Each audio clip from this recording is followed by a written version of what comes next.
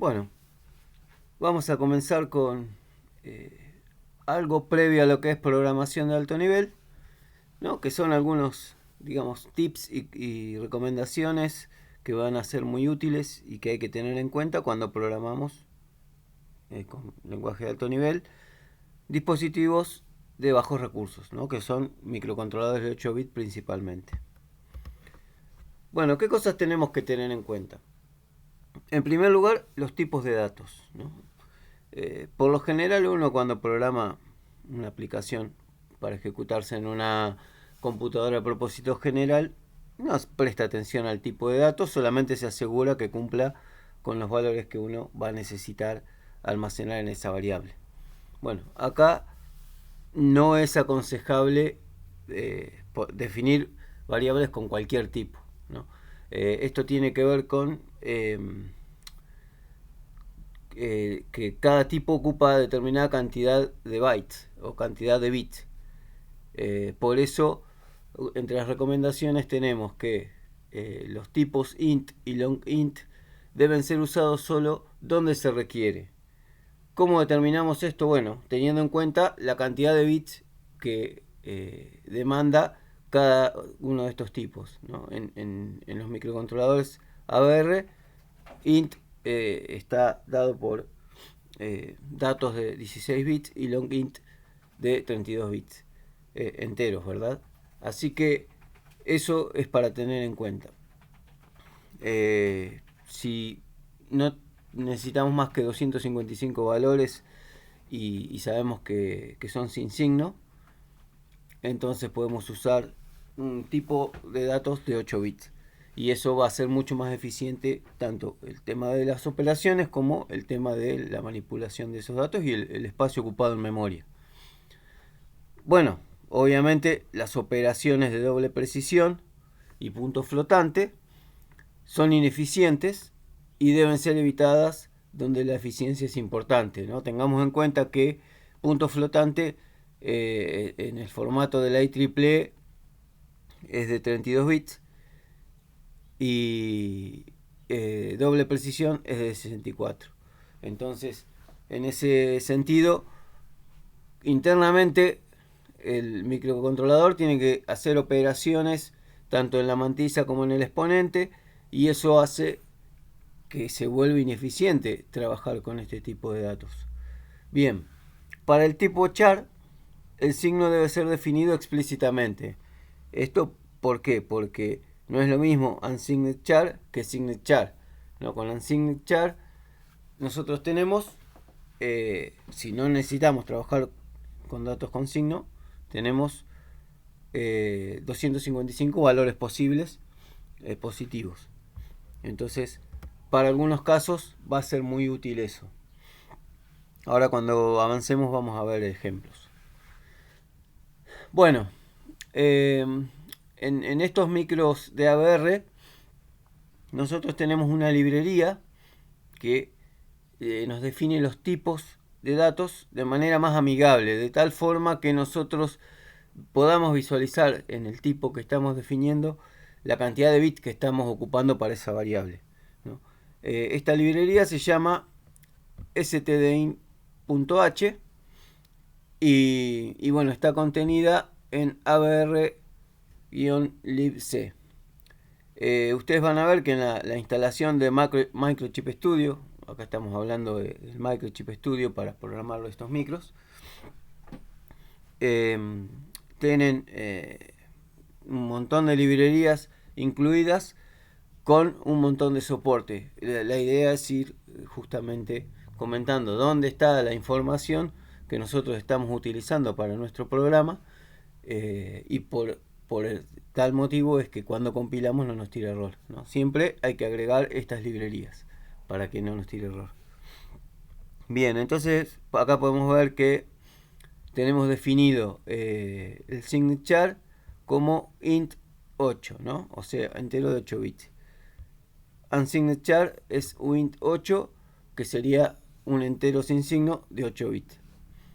El short está representando int 16, o sea que es un entero de 16 bits, es una variable de 16 bits.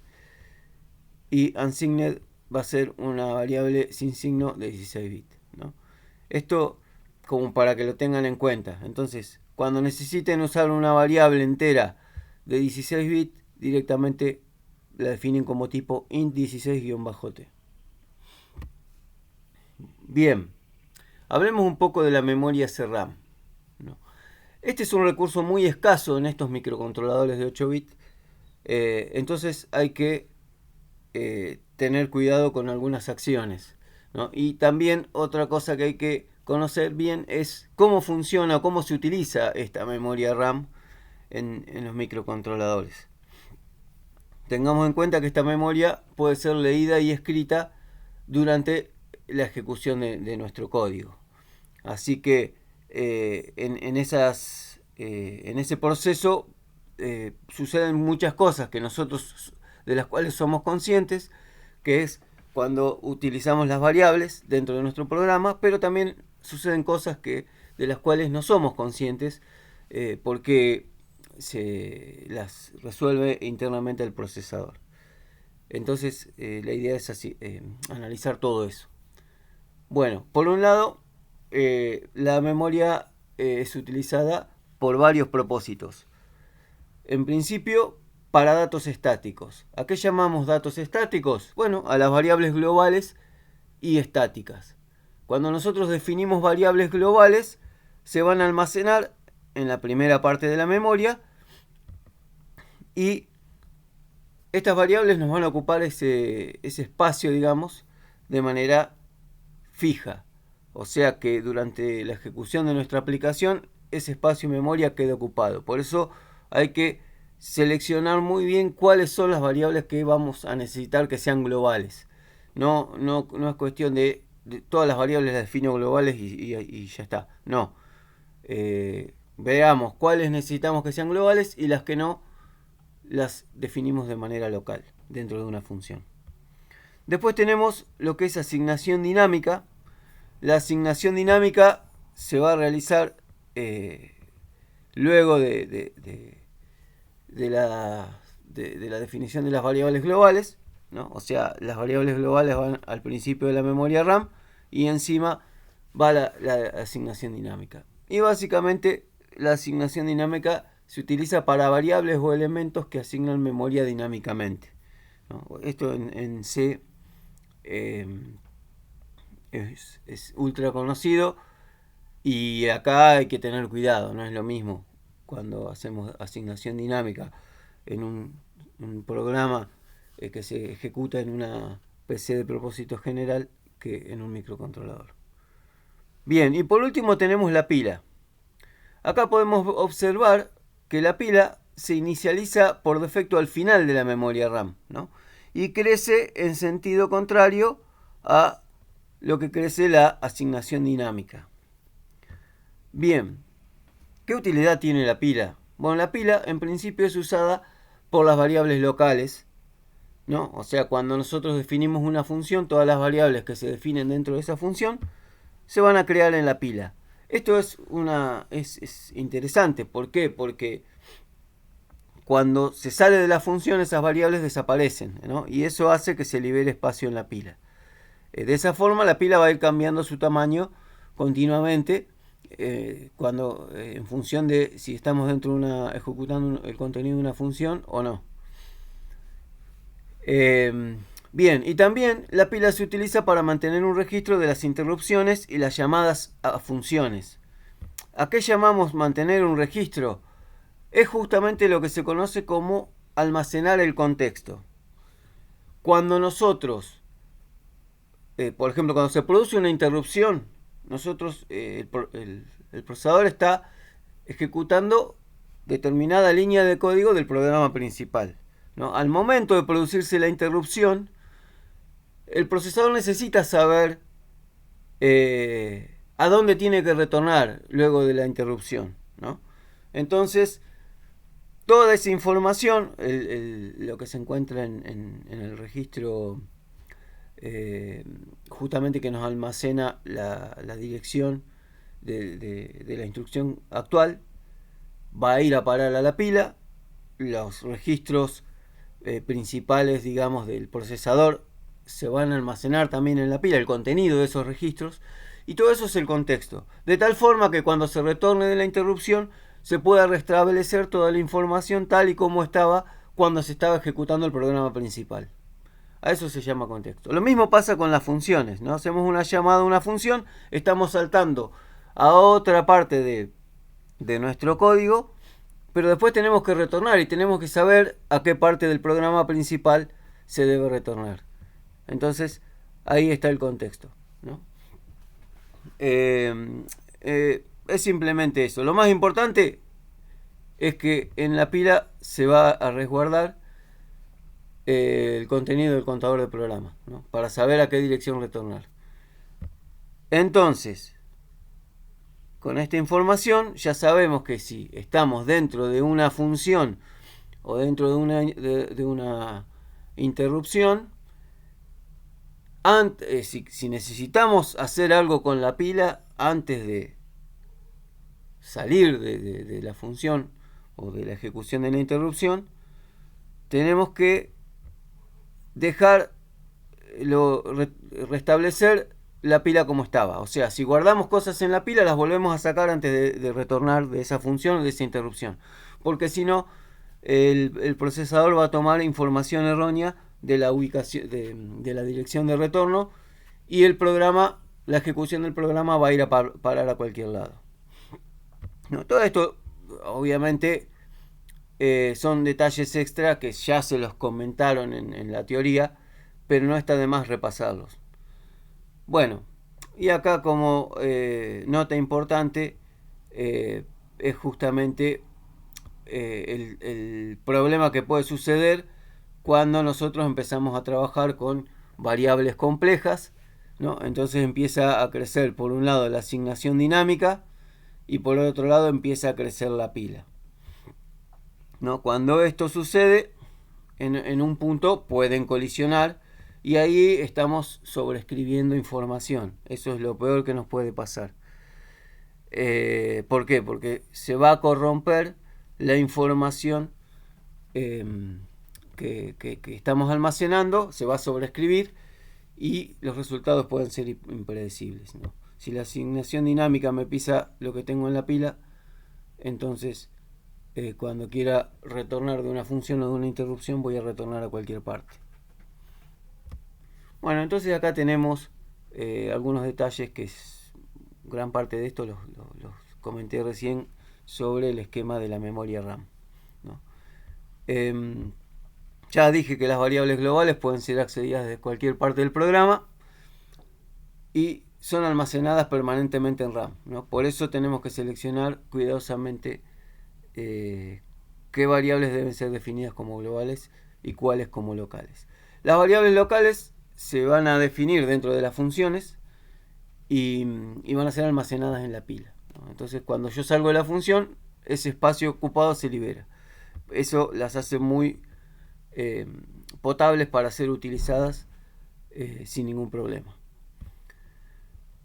La memoria ocupada por una variable global, como les comenté, no puede ser reutilizada. Por eso es que tenemos que tener en cuenta ese pequeño detalle de primero, antes de empezar a escupir código, de analizar qué variable necesito que sea global sí o sí y cuáles no. Bien, en cuanto a los datos de las variables globales, estos podrían ser corrompidos si una parte de la variable proviene de un valor y el resto de otra variable, ¿no? O sea, de otro valor. Por ejemplo, no sé, tenemos un conversor de 10 bits, entonces la información va a ser leída desde dos registros, ¿no? Necesariamente un registro va a contener 8 bits y los otros 2 bits los saco de otro registro.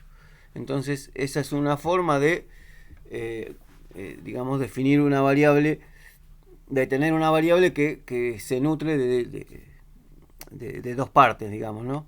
Entonces en esas situaciones podemos llegar a tener problemas, más que nada si estamos en el proceso de leer información de una conversión y en el medio de eso se produce una interrupción. Bueno, ahora vamos a ver algunos ejemplos más que nada orientados a la implementación de bucles, ¿no? Los famosos bucles for que se utilizan en el lenguaje C.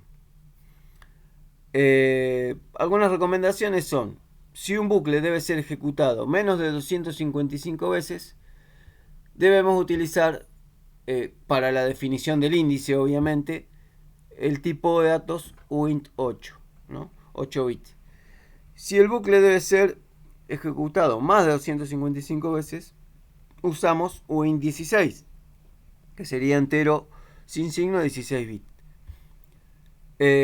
Cuando un bucle se ejecuta un número fijo de veces y aquel número es muy pequeño, ¿no? Por ejemplo 4, 5 veces, 8 veces, entonces se recomienda directamente no usar el bucle, ¿no? Más si lo que se está haciendo dentro del bucle es muy simple, como por ejemplo una asignación. Entonces no usamos bucles y vamos a ver que ocupamos, o sea que el tiempo de ejecución es mucho menor. Eso es lo que vamos a ver ahora con algunos análisis de códigos que hicimos en Microchip Studio, escribiendo el programa en C y con disassembly transformando ese código C en el código assembler equivalente. ¿Está bien? Bien. Respecto a las estructuras de datos, es fácil crear estructuras de datos complejas, ¿no? Y por lo general, cuando uno programa para una computadora a propósito general, es genial porque obviamente la estructura de datos me permite definir variables de una manera muy amigable y más que nada variables que tienen cierta relación entre sí, ¿no? Entonces es uno, cuando viene de programar ese tipo de aplicaciones y tiene que programar para un microcontrolador de 8 bits, lo primero que va a querer hacer es decir, listo, define una estructura y ya está. Bueno, hay que tener mucho cuidado con las estructuras porque estas estructuras producen código complejo y lento, ¿no? Lento para un microcontrolador de 8 bits. Entonces, y más que nada porque tenemos una cantidad de registros limitada en estos microcontroladores. Entonces, no es fácil para el microcontrolador, digamos, trabajar de manera eficiente con estructuras. Cuando definimos la estructura, ¿no? Cada nivel de referencia de esa estructura va a resultar, o sea, nos va a ocupar en memoria una cantidad de espacios dada por la multiplicación entre el número de elementos que tiene la estructura y el tamaño de cada elemento, ¿no? Y por lo general definimos un elemento entero, un coma flotante. Bueno, entonces, si es coma flotante, como mínimo vamos a tener 4 bytes de memoria ocupado. Si es entero, vamos a tener 16 bits. Si es long, 32, bueno, y así. Entonces, tenemos que tener mucho cuidado porque solamente un nivel de referencia nos ocupa una gran cantidad de bytes. Entonces, eso puede ser perjudicial principalmente para el uso de la memoria, ¿verdad? Otra cosa que no les comenté previamente, pero que debemos evitar, es la recursividad, ¿no? Es muy común implementar alguna función recursiva porque nos ahorra mucho código, ¿no? Que la función se llame a sí misma, pero si volvemos al esquemita de memoria, cada vez que la función se llama a sí misma, estamos llenando la pila con llamadas a funciones, ¿no? Acá se va a ir resguardando contexto, se van a ir guardando variables locales y hasta que no salga de cada una de esas llamadas a funciones, hasta que no retorne, no voy a liberar esa pila. Entonces esto se va a ir llenando de manera recursiva y así hasta que, bueno, sabemos lo que puede pasar si la pila también crece demasiado y se solapa con la asignación dinámica.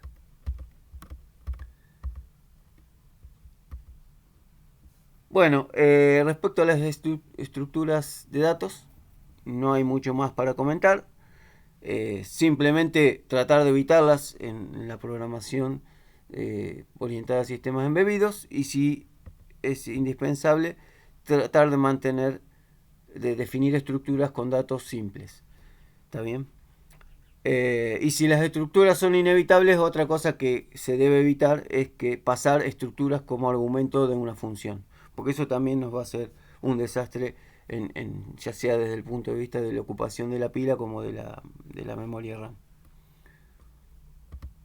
Bueno, ahora veamos, para ir cerrando, digamos, el tema de la programación en C eficiente, veamos algunos ejemplos básicos, pero que nos permiten ver, digamos, esto que les comentaba de la eficiencia desde el punto de vista de cantidad de ciclos, ¿no? Porque acá la eficiencia no es solamente de la ocupación de memoria, sino también de la cantidad de ciclos que me lleva a la ejecución del código.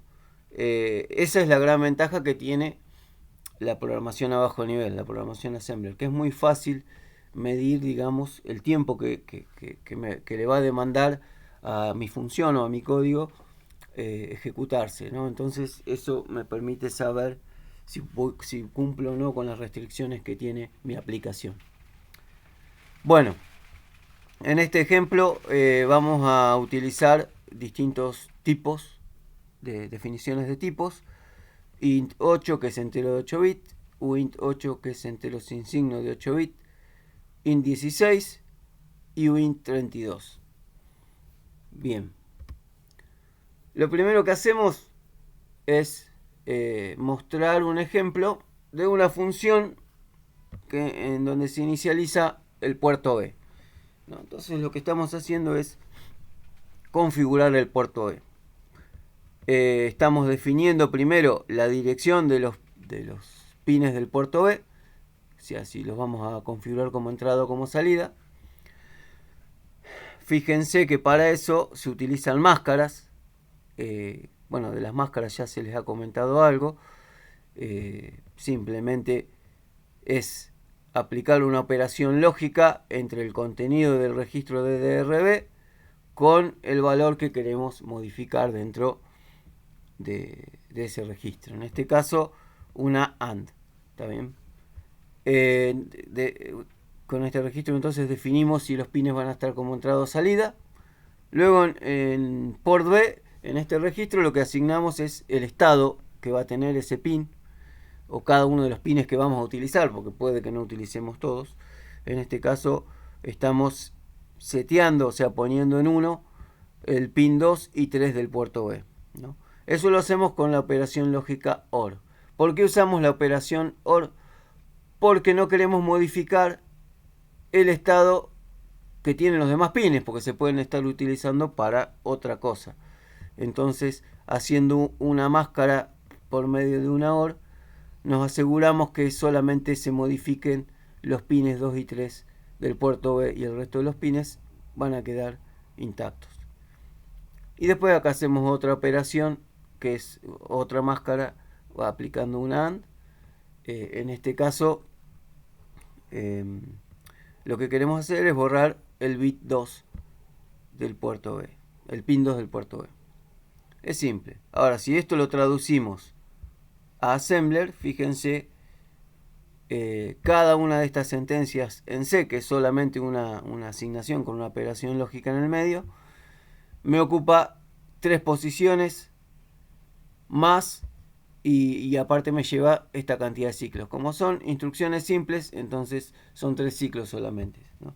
Pero eso es por cada instrucción. Entonces en total vamos a tener 9 ciclos de ejecución. Y el retorno de la función, porque obviamente tengo que retornar de la función, me ocupa 4 ciclos extra. Esto también es para tenerlo en cuenta, ¿no? Tanto para los llamados a funciones como para los llamados a interrupción. Solamente el proceso de resguardar el contexto y atender la interrupción, o sea, realizar el salto hacia la ubicación donde está la rutina de interrupción, le demanda tiempo al procesador, ¿no? Entonces, las interrupciones son muy buenas para montones de aplicaciones, pero también tenemos que tener en cuenta, si la interrupción se va a producir continuamente, que eso va a perjudicar la ejecución de mi aplicación. Entonces tenemos que analizar qué tipo de interrupción, o sea, en qué caso nos conviene utilizar interrupción en función de la frecuencia que se puede llegar a producir esa interrupción. Bien, este es un ejemplo de un bucle for con un índice definido de tipo 32 bits, ¿no? Entonces tenemos uint32 para el índice i, ¿no? Y acá tenemos el bucle for, que dentro del for lo único que hago es una asignación. Bien, veamos que lo que está en verde está representado, o sea, dentro del bucle for está representado en assembler con el assembler equivalente en verde, ¿no? El mismo color. Lo mismo para lo que está en rojo y lo que está en azul. Entonces, simplemente para la implementación del bucle, fíjense todo lo que la cantidad de líneas de código que nos demanda en assembler, ¿no? Y a eso le tenemos que sumar el contenido del bucle, que es lo que está en negro, ¿no? Que sería esta asignación. Bien, entonces si nos ponemos a hacer cuentas, podemos contabilizar la cantidad de espacio de memoria que nos consume cada una de estas líneas de código assembler, más obviamente los bytes de la asignación, ¿no? que es todo lo que está dentro del bucle. Bien, ojo, acá no está solamente la asignación, sino también está el salto, porque el bucle for no es más que un salto. O sea, cada vez que tengo que ejecutar el bucle, hago la asignación y después vuelvo a realizar todas estas tareas que corresponden a las comparaciones para ver si se finalizó o no la ejecución del bucle. Bueno, como esto se repite, en este caso 4 veces, entonces en algunos casos, depende de la parte del código, en algunos casos 5, por ejemplo, la parte que está en rojo se va a realizar 5 veces porque arrancó en 0. Entonces, la cantidad de ciclos que consume la ejecución de cada instrucción la tengo que multiplicar por esa cantidad de veces. ¿Está bien? Y eso me da una cantidad de 95 ciclos para la ejecución de este bucle, que es, por ser una simple asignación es demasiado tiempo. Y la cantidad de posiciones de memoria que ocupa la implementación de este bucle for, que en este caso son 22 posiciones. Bueno, ahora lo que hacemos es simplemente modificar el índice. De 32 lo bajamos a 16 bits, nuestro índice i. Tenemos lo mismo, ¿no? Hacemos el disassembly y vemos el código assembler equivalente. La cantidad de líneas de código que tenemos para la implementación del for se redujo. Obviamente la parte de la asignación va a ser prácticamente la misma. Cuando contabilizamos la cantidad de ciclos que lleva a ejecutar todo esto, nos encontramos que tenemos 76 ciclos. O sea que redujimos un poco la cantidad de ciclos, el tiempo que va a llevar la ejecución de este bucle. Simplemente cambiando el tipo de datos del índice, ¿no? Simplemente eso fue lo que hicimos. Y la cantidad de posiciones de memoria, van a ser 17 posiciones, se reducen principalmente por la cantidad de bytes que ocupan las instrucciones del bucle, de la implementación del bucle. Ahora vamos a definir un índice de 8 bits y obviamente se sigue reduciendo principalmente la implementación del bucle, ¿no? La parte de la asignación queda intacta porque acá lo único que estamos cambiando es el tamaño de bits de la variable índice.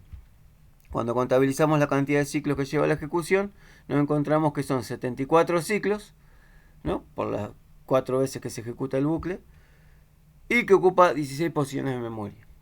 Y ahora vamos a comparar con lo que sería simplemente hacer una asignación. ¿Qué es una asignación? Bueno, el bucle se ejecuta 4 veces, o sea, hago 4 asignaciones. Me evito del bucle y realizo directamente las asignaciones. Si hacemos esto, vamos a ver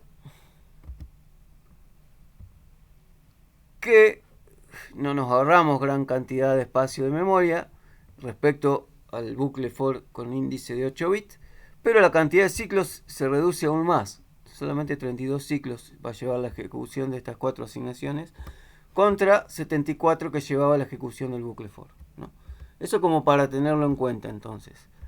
Bien, acá hay algunas referencias. En realidad los códigos que mostré recién fueron implementados en el ABR, pero la nota de aplicación de código C eficiente está basada en esta nota que es de los microcontroladores de HC08, los procesadores HC08.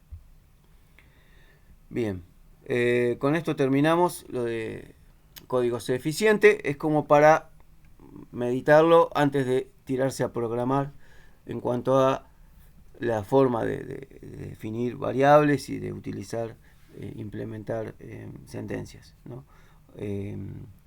Esto es simplemente para eso y está bueno tomarlo como buenas prácticas, ¿no? De ahora en adelante, teniendo en cuenta que estos microcontroladores permiten realizar aplicaciones medianamente simples.